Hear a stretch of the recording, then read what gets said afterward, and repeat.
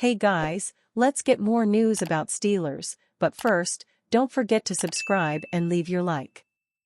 Buccaneers could upgrade at backup QB with former first-round pick.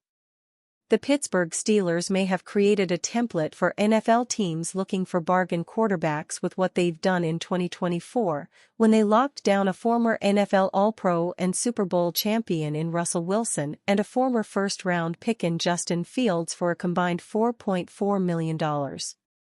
Because the Steelers are 8-3 and in first place in the NFL North with their Dollar General duo of quarterbacks, you can be assured that their way of doing things will no doubt be copied, or attempt to be copied, by a good chunk of the NFL in 2025.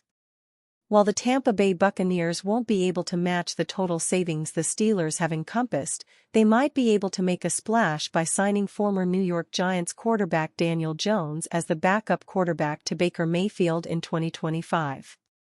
It would be a massive, and inexpensive, upgrade at the most important position on the field. Jones, the number 6 overall pick in the 2019 NFL Draft, was released by the Giants on November 22 after going 24-44-1 as a starter over 6 seasons. The NFL Network's Tom Pelissero did a deft job of explaining Jones' contract situation moving forward after he signed a 4-year, $160 million contract extension in March 2023. There's no adjustment to Daniel Jones' contract as part of his release, Pelissero wrote as part of a series of posts on his official X account. Like all veterans after the trade deadline, Jones is subject to waivers, so any team claiming him would be responsible for the remaining $11.83 million he's guaranteed in 2024, making a claim highly unlikely. Releasing him now means the #Giants will take the full $22.21 million dead cap hit in 2025. Jones would have counted $41.605 million against the cap if he were on the roster, so they save $19.395 million in 2025 cap space, plus $30.5 million cash, and Jones is off the books in 2026. Jones can be signed after he clears waivers on Monday, November 25. Next season is one thing, but once Jones clears waivers as expected, the veteran quarterback is available for any team to sign for the remainder of the 2024 season, likely for a prorated base salary at the league's minimum, NorthJersey.com's Art Stapleton wrote on November 22.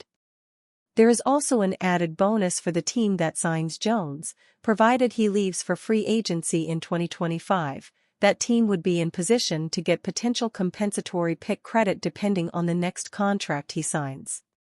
Kyle Trask has served as the Buccaneers' backup quarterback since he was drafted in the second round, number 64 overall, out of Florida in the 2021 NFL Draft, but has shown little to prove he could step in and be a serviceable fill-in for Mayfield, who signed a 3-year, $100 million contract in March 2024.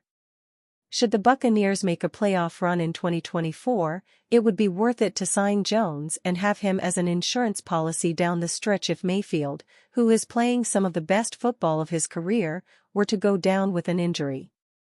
Kurt Warner definitely didn't like Justin Fields throwing in critical moment for Steelers. The Pittsburgh Steelers recently broke out their Justin Fields package, following weeks, actually months, of speculation. It has been okay in spots. Fields' 30-yard run was certainly nice, even if he claimed it made him sick. It was another play for which he was in that turned Kurt Warner's stomach, however. I definitely didn't like the third down pass attempt with Justin Fields, Warner said on NFL Game Day morning. You've got a guy that has been your thrower and has made those throws. I don't like putting a quarterback in and then asking him to do that when he hasn't been in the game. The Steelers have been using Justin Fields in spots for Russell Wilson over the past 2 weeks. It's something they have talked about for quite some time, but only implemented recently. Of course, Wilson was supposed to start at the beginning of the season, but injury prevented it. That, and then an injury with Fields, delayed the timeline for everything. And it just so happened to conspire in the result we saw on Sunday. Justin Fields' first pass attempt since Week 6 came late in the fourth quarter of a snowy short-week road game. On third down, naturally, and on a deep ball. Of course it didn't work. I don't mind what they did the game before, when they had to finish the game and it was the quarterback option, Warner said about how the Steelers previously used Fields in a similar spot. They were gonna run the football. They're gonna run it with the quarterback or the running back. I didn't mind it as much then, because, obviously, he's more athletic. But to put him in that situation, in those conditions, and ask him to throw a go ball really surprised me. Last Sunday against the Baltimore Ravens, the Steelers checked Fields in on 2nd and long. They asked him to run, and he nearly picked up the first down. In fact, he should have. On Thursday against the Browns, he handed off to Najee Harris on 2nd down. Then he threw an errant deep pass to George Pickens on 3rd down. And then Corliss Whiteman shanked a punt and the Browns scored the game-winning touchdown. That's certainly now what the Steelers had in mind. Justin Fields has admitted that coming in and out of the game also affects his readiness.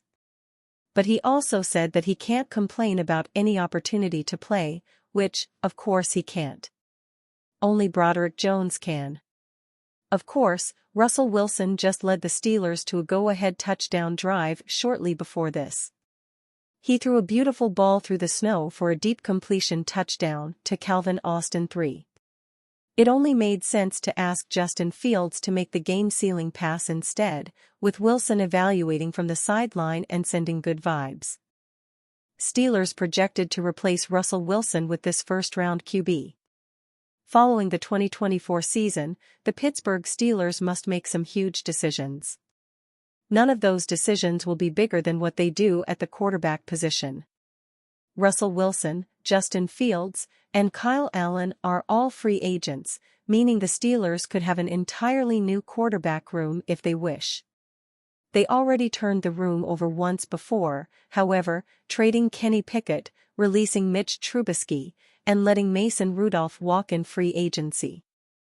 Diana Russini of The Athletic did say the Steelers are expected to bring Wilson back, though. However, that did not stop mock draft experts from mocking a quarterback to the Steelers in the first round amid some questions about the position.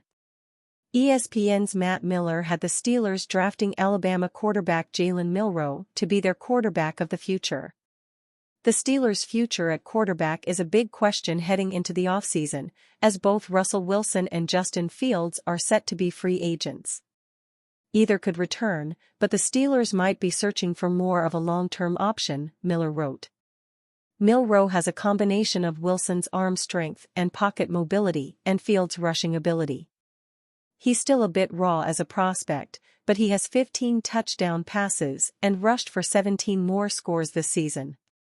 Milroe just needs to improve his touch as a passer, but scouts I've talked to said he has the most upside of any draft-eligible quarterback in the class. And should the Steelers sign Wilson, Milroe could sit, learn, and develop further. The Steelers have sent scouts around the country to evaluate the 2025 quarterback class. They were at Alabama LSU a few weeks ago and have seen Milroe at least 3 times this season, which could hint at some general interest in the Alabama signal caller. Yet, after a hot start to the season, Milroe has struggled to get going. That was put on display even more in Alabama's loss to Oklahoma, and it seems likelier than not that Milroe could fall out of the first round. So, while drafting a quarterback is not out of the realm of possibility, Milroe seems unlikely based on his recent performance. And you fan? What do you think of the situation of Jalen Milroe? Leave your opinion in the comments.